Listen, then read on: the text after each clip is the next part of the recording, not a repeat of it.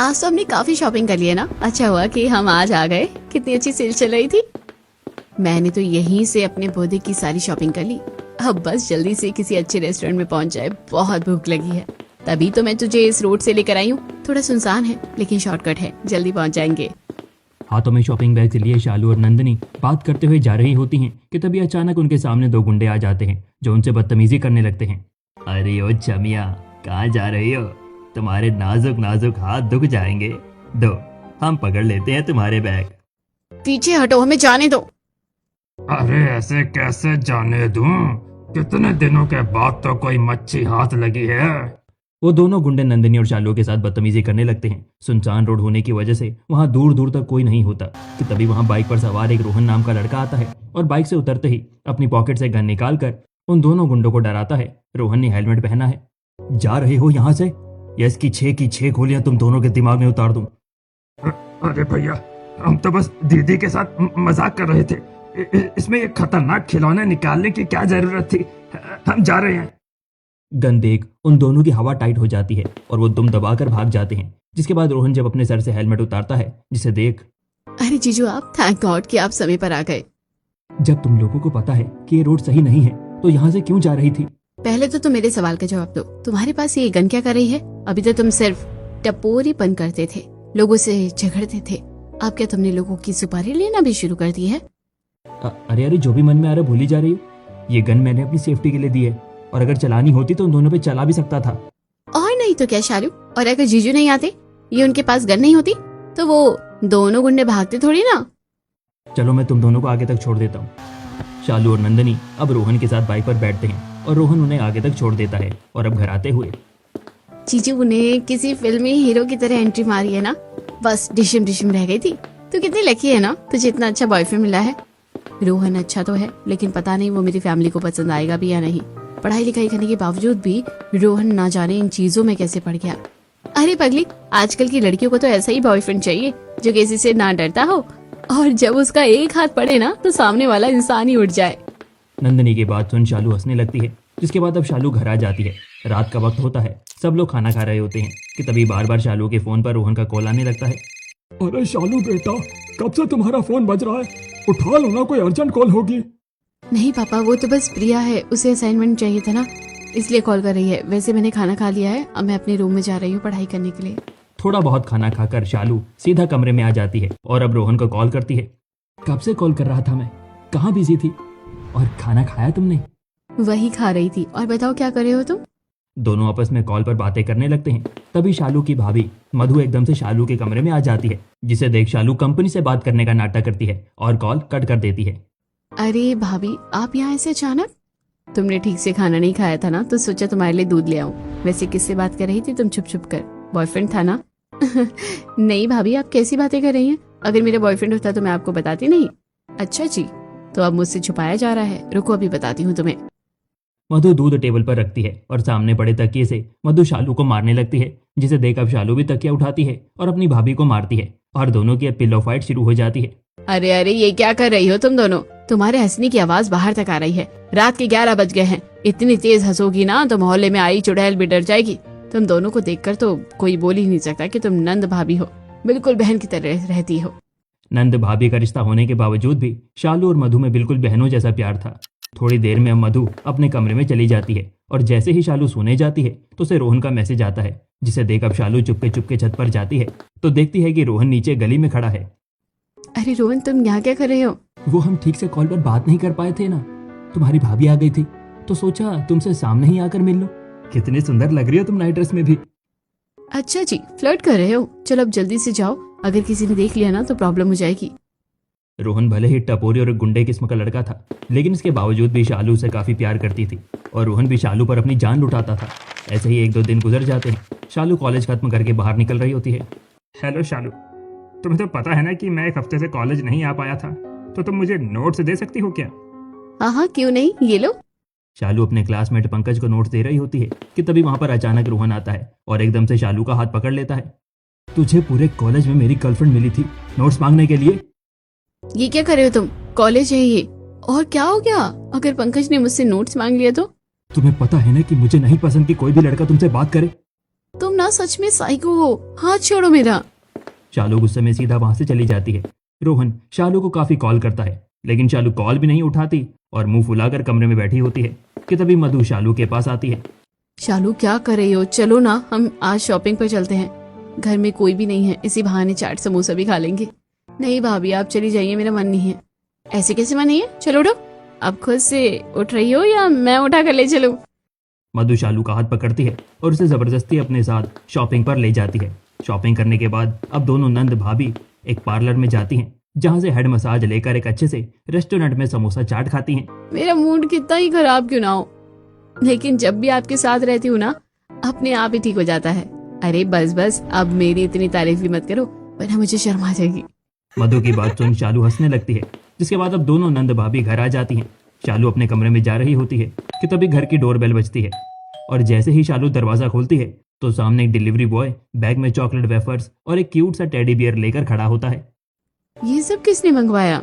शालू इतना बोल ही रही थी कि तभी उसके फोन पर एक मैसेज आता है, जिसके बाद शालू उस बैग को लिए जब छत पर पहुंचती है तो देखती है कि सामने रोहन खड़ा है। मैं जानता हूँ कि मैं एक नंबर का गधा हूँ, हमेशा तुम्हें शर्मिंदा करता हूँ, लेकिन आइंदा कभी दोबारा ऐसी गलती नहीं होगी। अब मान भी जाओ ना। ठीक है, इतना कह रहे हो तो माफ किया, लेकिन पूरी तरह से नहीं। अभी मुझे चॉकलेट शेक भी चाहिए। शालू की बात सुन रोहन हंसने लगता है और अभी इसी तरह इन दोनों की लव स्टोरी चलती रहती है। ऐसे ही समय गुजरता है और अब शालू की कॉलेज की पढ़ाई पूरी हो जाती है। शालू बेटा, अब तो तुम्हारी पढ़ाई भी पूरी हो चुकी है, तो क्यों ना अब तुम्हारे लिए रिश्ते देखे जाए।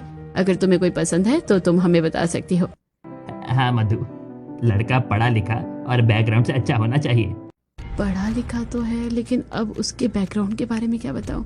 यही कि पूरा दिन बस लोगों को मारता तोड़ता रहता है, आवारागर्दी करता है। शालू रोहन के बारे में अपने घर में बताना तो चाहती थी, लेकिन उसकी गुंडागर्दी की वजह से वो चुप रहती है। और जब ये बात रोहन को पता चलती है, आखिरकार क्या बुराई है मेरे में? एक साथ 10 लोगों को पछाड़ सकता हूँ मैं, और क्या चाहिए उन लोगों को? रोहन, मैं मजाक के मूड में नहीं हूँ। तुम सच में फ्यूचर के लिए सीरियस हो जाओ, वरना कल को कोई आएगा और मुझे अपने साथ ले जाएगा। आज तो तुमने ये बात कह दी, लेकिन आइंदा ये मत कह देना। तुम्हारा हाथ सिर्फ मैं ही थामूंगा। शालू रोहन को समझा तो देती है, लेकिन वो कहीं ना कहीं काफी ज्यादा परेशान होती है।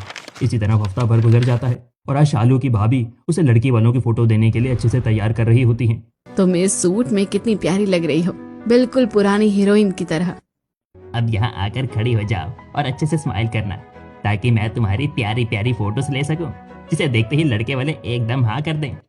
अनुराग शालू की फोटोज लेने लगता है कि तभी थोड़ी देर में शालू के पास रोहन का वीडियो कॉल आता है, जिसे उठाने के लिए शालू अपने कमरे में जाती है। और जब वीडियो कॉल पर रोहन शालू को ऐसा देखता है तो, क्या बात है, कहीं बाहर जा रही हो क्या, जो इतना तैयार हुए हो? वैसे सुंदर तो काफी लग रही हो। मेरे लिए अब रिश्ते आने शुरू हो गए हैं, उन्हीं के लिए भैया मेरी फोटोज ले रहे थे, इसलिए भाभी ने तैयार किया था मुझे। रोहन, तुमने कहीं जॉब ढूंढी या नहीं?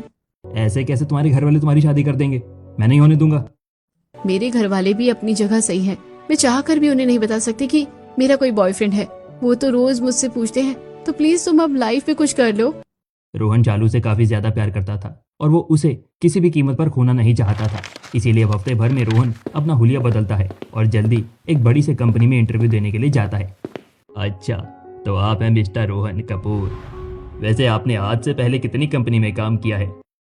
ये मेरी पहली कंपनी होगी जहां मैं काम करूंगा। देखिए रोहन, आपकी पढ़ाई को कंप्लीट हुए पूरे 2 साल हो चुके हैं और आपने अभी तक किसी भी कंपनी में जॉब नहीं करी। क्या मैं इसका रीजन जान सकता हूँ? ये मेरा पर्सनल मैटर है और मैं आपको नहीं बताना चाहता। ये कोई छोटी मोटी कंपनी नहीं है, एक मल्टीनेशनल कंपनी है और हम यहाँ ऐसे किसी भी एम्प्लॉय को काम करने के लिए नहीं रख सकते। अगर आप रीजन बताना चाहते हैं तो बताइए, वरना जा सकते हैं। जानते भी हो तुम किससे बात कर रहे हो? रोहन कपूर नाम है मेरा, अभी के अभी तुम्हें यहाँ से उठा सकता हूँ मैं। रोहन की ऐसी बदतमीजी देख इंटरव्यूअर वॉचमैन को बुलाता है और रोहन सीवी फेंक कर सीधा बाहर चला जाता है। तभी शालू का कॉल आता है और शालू उससे कहती है, कैसे रहा तुम्हारा इंटरव्यू? तुम्हारे तो इतने अच्छे मार्क्स आए थे, तुम जरूर सिलेक्ट हो गए होगे ना, मैं जानती हूँ। कोई सिलेक्शन नहीं हुआ, वो इंटरव्यूअर काफी ज्यादा बदतमीज था, उल्टे सीधे सवाल पूछ रहा था मेरे से। मुझे पता था कि तुम ऐसा ही कुछ करोगे। वो इंटरव्यूअर तुमसे ऐसे सवाल क्यों पूछेगा? जरूर तुमने उसे उल्टा जवाब दिया होगा। सारी गलती तो मेरी है, तुम तो बस यही जताती रहो कि मैं तुमसे शादी करने में जरा भी इंटरेस्टेड नहीं हूँ। बस यही चीज से प्रॉब्लम है मुझे तुम्हारी, तुम कुछ समझते ही नहीं हो। मुझे तुमसे कोई बात नहीं करनी है, मैं कॉल रख रही हूँ। रोहन और शालू का उस दिन काफी ज्यादा झगड़ा हो जाता है, लेकिन इसके बावजूद भी दोनों एक दूसरे से दूर नहीं रह सकते थे। इसलिए शालू अब एक प्लान बनाती है और किचन में जाती है। भाभी, मैं आपसे एक सवाल पूछूं? अगर मैं कहूँ कि मेरा कोई बॉयफ्रेंड है लेकिन घर वाले शादी के लिए मना करे, तो आप क्या मेरी उससे शादी करवाने में मदद करेगी? क्यों नहीं, लेकिन एक शर्त पर, अगर वो तुमसे ढेर सारा प्यार करता हो, तुम्हारा ख्याल रखता हो, तुमसे बढ़कर उसके लिए कुछ ना हो, तो फिर तो मैं तुम्हारे लिए पूरे परिवार से लड़ जाऊंगी। ये सारी क्वालिटीज तो है मेरे रोहन में। लगता है अब मेरा प्लान सक्सेसफुल होने वाला है। अपनी भाभी की बात सुन शालू काफी ज्यादा खुश होती है और अब फौरन रोहन को कॉल कर देती है। देखो रोहन, मैं भाभी को 4 बजे किसी भी बहाने से मार्केट लेकर आऊंगी, तो वहां आ जाना और भाभी से मिल लेना, और प्लीज अपना गेटअप थोड़ा ठीक करके आना। क्या तुम्हारी भाभी हमारे रिश्ते के लिए मान जाएंगी? मुझे पूरा यकीन है कि वो जरूर मानेगी, बस तुम थोड़ा संभल कर आना। थोड़ी देर में शाम हो जाती है और अब शालू सामान लेने के बहाने अपनी भाभी के साथ मार्केट में आती है कि तभी सामने से रोहन बाइक से आ रहा होता है, जिसे देख शालू खुश हो रही थी कि तभी रोहन की बाइक की टक्कर एक दूसरे बाइक वाले के साथ हो जाती है और रोहन बाइक से नीचे गिर जाता है और अब वो गुस्से में आकर उस आदमी को मारने लगता है, जिसे देख मधु। देख रही हो शालू, कितना बिगड़ा हुआ लड़का है, गलती खुद की है और मार उस बेचारे को रहा है। हे भगवान, इसने तो मिलने से पहले ही अपनी इमेज भाभी की नजर में खराब कर ली है। अब मैं क्या करूं? शालू का यह प्लान भी फेल हो जाता है और अब ऐसे ही कुछ दिन और गुजरते हैं। आज शालू को देखने के लिए आखिरकार रिश्ते वाले आ जाते हैं। शालू और रिश्ता देखने आया लड़का नमन दोनों छत पर खड़े होकर एक दूसरे से बात कर रहे होते हैं। मैंने सुना है शालू जी कि आपको डांस करने का काफी शौक है। हाँ, वैसे बस हॉबी है डांस करना, इतना कोई खास डांस नहीं आता मुझे। शालू नमन से बात कर रही होती है कि तभी अब शालू के फोन पर बार बार रोहन का कॉल आने लगता है, जिसे देख शालू जब आसपास देखती है तो उससे सामने वाले पार्क में ही रोहन खड़ा मिलता है, जिसे देख वो काफी ज्यादा घबरा जाती है। शालू जी, लगता है कोई अर्जेंट कॉल आ रहा है, आप उठा सकती हैं, मुझे कोई प्रॉब्लम नहीं है। नहीं नहीं, वो तो बस ऐसे ही कंपनी का कॉल है मेरे ख्याल से। अब हमें नीचे चलना चाहिए। शालू जल्दी से नमन को नीचे ले जाती है और नीचे आते ही नमन, मम्मी पापा, मुझे तो शालू जी पसंद है और मैं इनसे शादी करना चाहता हूँ। नमन रिश्ते के लिए हाँ कर देता है, जिसे देख अब दोनों ही परिवार वाले काफी ज्यादा खुश होते हैं। और जब ये बात रोहन को पता चलती है, उसकी इतनी हिम्मत कि वो मेरी शालू से शादी करेगा, मैं उसे छोड़ूंगा नहीं। अगले दिन रोहन नमन का पीछा करता है और जब नमन सुनसान जगह पर पहुंचता है तो रोहन उसे काफी ज्यादा मारता है, इतना कि हॉस्पिटलाइज्ड हो जाता है। और जब ये बात शालू के घर वालों को पता चलती है तो पता नहीं किसने उस बेचारे को इतना मारा कि बेचारा हॉस्पिटल में ही भर्ती हो गया। मुझे लगता है उसके कई लोगों से दुश्मनी है। मैं ऐसे इंसान के साथ शादी नहीं कर सकती। शालू बिल्कुल ठीक कह रही है। अगर शादी के बाद ऐसा हुआ तो हमारी शालू का क्या होगा? ये रिश्ता तो मना हो जाता है, लेकिन शालू के लिए रिश्ता आने नहीं रुकते। कभी कोई रिश्तेदार तो कभी आस पड़ोस के लोग ही शालू के लिए एक से एक रिश्ते लेकर आते हैं, लेकिन शालू सब में कोई ना कोई कमी निकाल कर मना कर देता है। इस लड़के की हाइट तो देखो, मुझे तो ये 5.30 फुट का भी नहीं लग रहा है। मैं इतने बोने आदमी से शादी नहीं करूंगी। कल को मेरे बच्चे भी बोने हुए तो। ये लड़का देख, इसकी तो हाइट भी 6 फीट है, पढ़ा लिखा भी काफी है, लेकिन इसका रंग तो देखो माँ, बिल्कुल तवे जैसा काला है।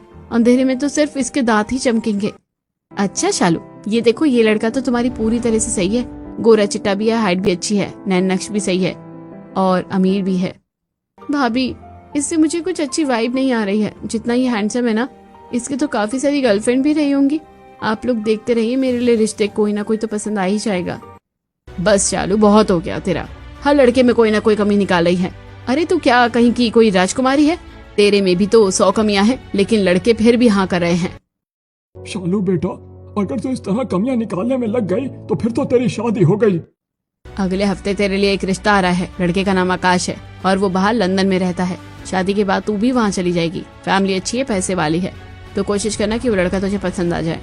संगीता की बात सुन शालू काफी ज्यादा परेशान हो जाती है और अब उदास होकर अपने कमरे में बैठी होती है कि तभी मधु शालू के पास आती है। अगर कोई लड़का है तो तुम मुझे बता सकती हो सकता है वो लड़का अलग धर्म का हो, इसलिए तुम बताने में हिचकिचा रही हो। शालू, मैं तुम्हारी भाभी होने के साथ साथ तुम्हारी अच्छी दोस्त भी हूँ, तो तुम मुझे बता सकती हो। भाभी, ऐसी कोई बात नहीं है, अगर होती तो मैं सबसे पहले आपको बता देती।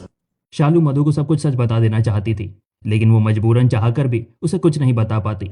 और जब ये सारी बात रोहन को पता चलती है तो वो हमेशा की तरह गुस्सा करने लगता है, जिससे शालू और परेशान हो जाती है।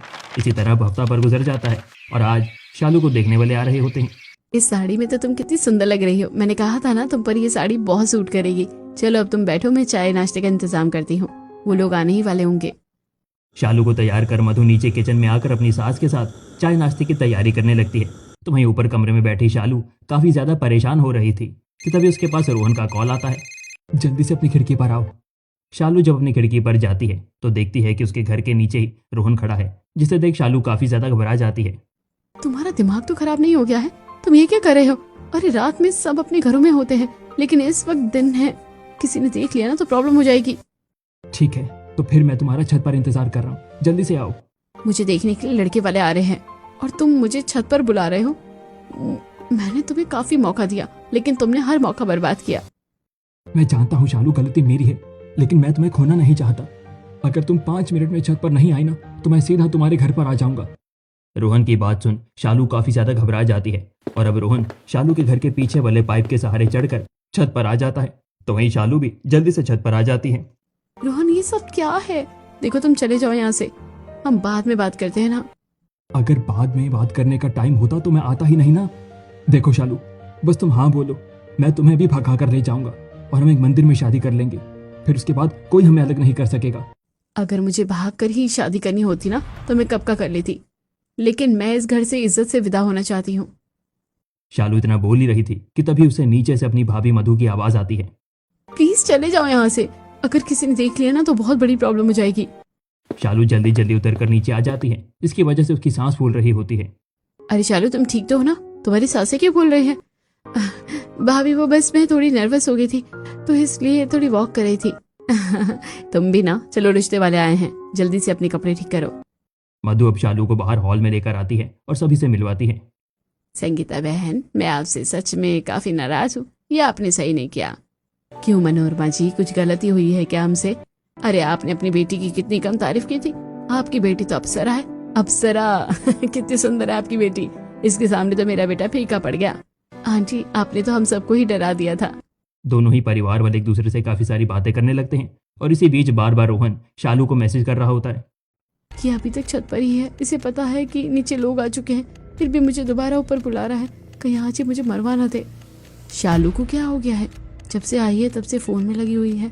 शालू को बार बार फोन चलाता देख संगीता उसका फोन लेकर रख लेती है, जिसे देख शालू मैं अभी वॉशरूम से आती हूँ।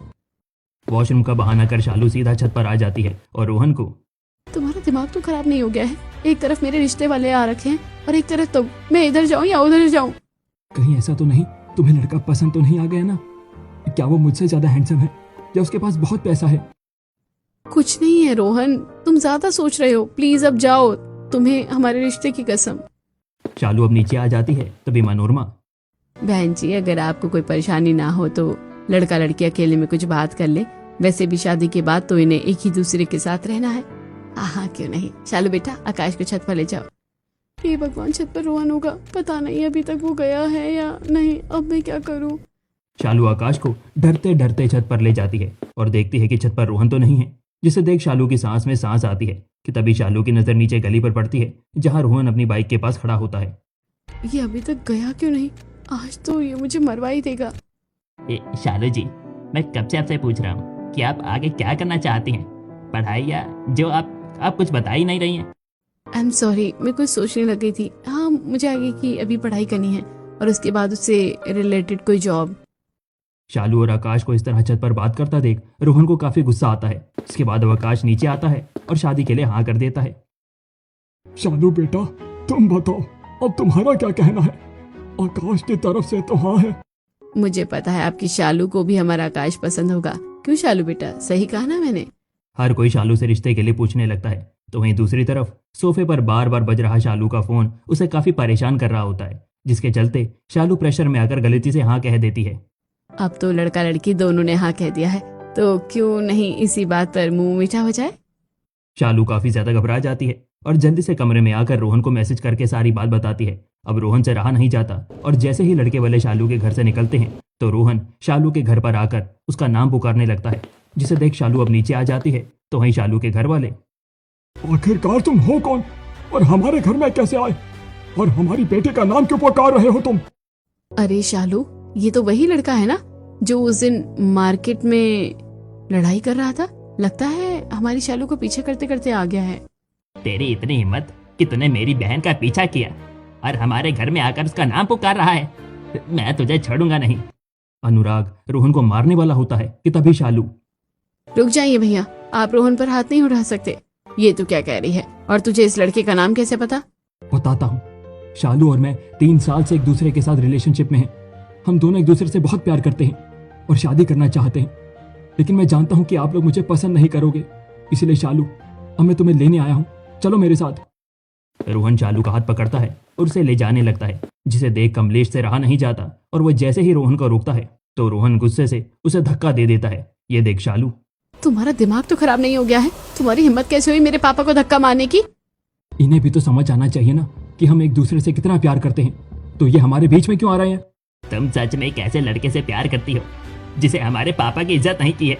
रोहन चले जाओ यहाँ से। भैया बिल्कुल ठीक कह रहे हैं। मुझे तो पहले समझ जाना चाहिए था कि तुम किस तरह के लड़के हो जो कभी सुधर नहीं सकते। तुम सिर्फ लोगों को नुकसान पहुंचा सकते हो, उन्हें दुख दे सकते हो। अब निकल जाओ यहाँ से। आज से मेरा और तुम्हारा कोई रिश्ता नहीं है। शालू रोहन से ब्रेकअप कर लेती है और अब रोहन बिना कुछ कहे सीधा वहां से चला जाता है।